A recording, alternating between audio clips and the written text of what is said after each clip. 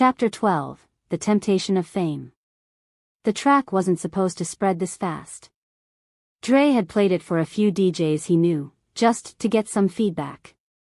Within a week, clips were floating around Instagram, snippets echoing through underground clubs, even a late-night radio host giving it a spin with the line, "Dirty Red's got something different here, raw grit and poetry blended." By the time Josh stepped into Dre's studio again, he could feel the shift. Eyes lingered on him differently when he walked the block. Young kids asked when the song was dropping. Strangers called out, "Red," from passing cars. It was intoxicating. But it was also terrifying. The meeting came on a rainy Tuesday.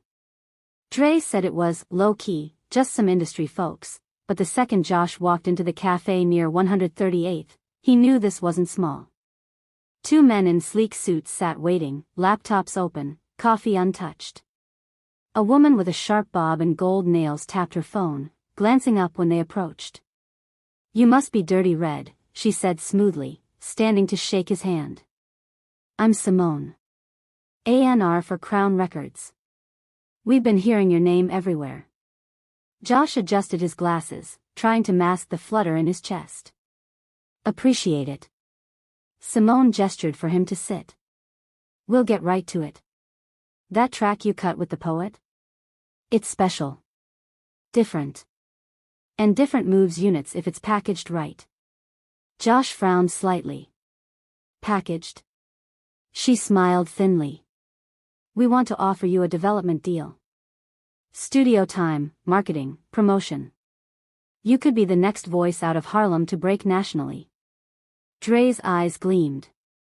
"That's what I've been saying. This is it, cuz." Josh's pulse pounded. This was the shot every artist dreamed about. A label. Resources. A chance to rise above the underground grind. But then Simone leaned forward. "Of course, to make you marketable, we'd need some adjustments." Josh stiffened. "Adjustments?" The man beside her spoke up.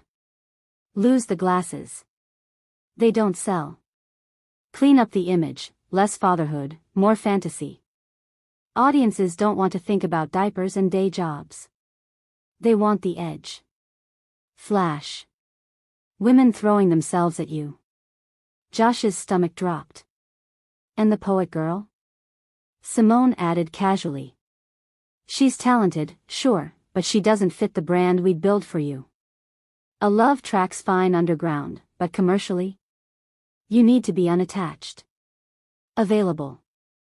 The women in the audience gotta believe they got a chance. Micah's face flashed in his mind, her smile, her truth, the way she looked at him when he spat his verse for her. He clenched his jaw. "She's part of the track. My words wouldn't be what they are without hers." Simone's tone stayed silky. "We're not saying cut her off completely. Just, keep it separate. Don't make her part of your image. Don't let her weigh down your trajectory. Weigh him down. Like she was baggage." Josh's hands tightened into fists beneath the table. After the meeting, Dre was buzzing, talking a mile a minute as they ducked under awnings to avoid the rain. "Cuz, this is it. Crown Records doesn't just look at anybody. They're serious. You lock this in, we can get real money, real tours. Bay is gonna have everything she needs." Josh walked silently beside him, rain soaking into his hoodie. "You ain't excited?" Dre demanded. Josh stopped under a street lamp, staring at the slick pavement. "They want me to cut out who I am. They want me to pretend Bay doesn't exist, like Micah ain't part of my voice. That ain't me." Dre groaned. "That's the game, man. You play it long enough to get on, then you call the shots. You think Nas didn't compromise? You think HOV didn't?" Josh shook his head. "If I lose myself to get on, what's the point?" That night, back in his apartment, Bay curled against him on the couch, watching cartoons. Her tiny fingers rested in his palm, her giggles bubbling every few minutes. Josh stared down at her, heart twisting. This was what they wanted him to erase. This was what they called bad for the brand. He kissed the top of her curls. You're my brand, baby girl. Always. When she fell asleep, he carried her to bed, then pulled out his notebook at the kitchen table. His pen scratched furiously. They want me hard, they want me fake. They want me sellin' dreams, I ain't. But my truth got roots, my love got weight. I don't trade my soul for a bigger stage. The words bled anger and conviction. He didn't know if Crown Records would ever hear them. But he knew Micah would. 2 days later, he met her in the park near Columbia. The trees were nearly bare, leaves crunching under their steps as they walked.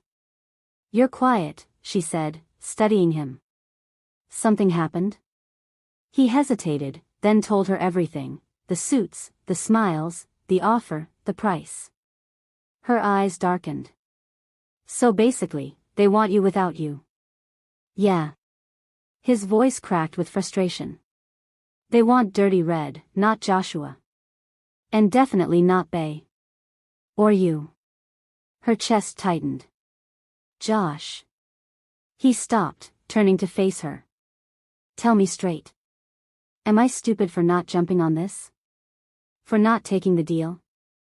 She searched his face, seeing the boy who once wore the same red hoodie every day, the man who rocked his daughter to sleep, the artist who had poured his soul into a track for her.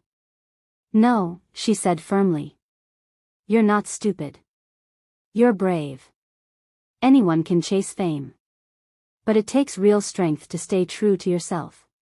His throat worked. Even if it means losing the chance to make it? She stepped closer, voice low. If it means keeping your soul, it's not a loss. Something inside him steadied. For the first time since that meeting, the noise quieted. He took her hand, squeezing it. Then I'll find another way. Our way. And as they stood there under the gray November sky, he believed it. Because if fame meant erasing the truth that tied them together, it wasn't worth having.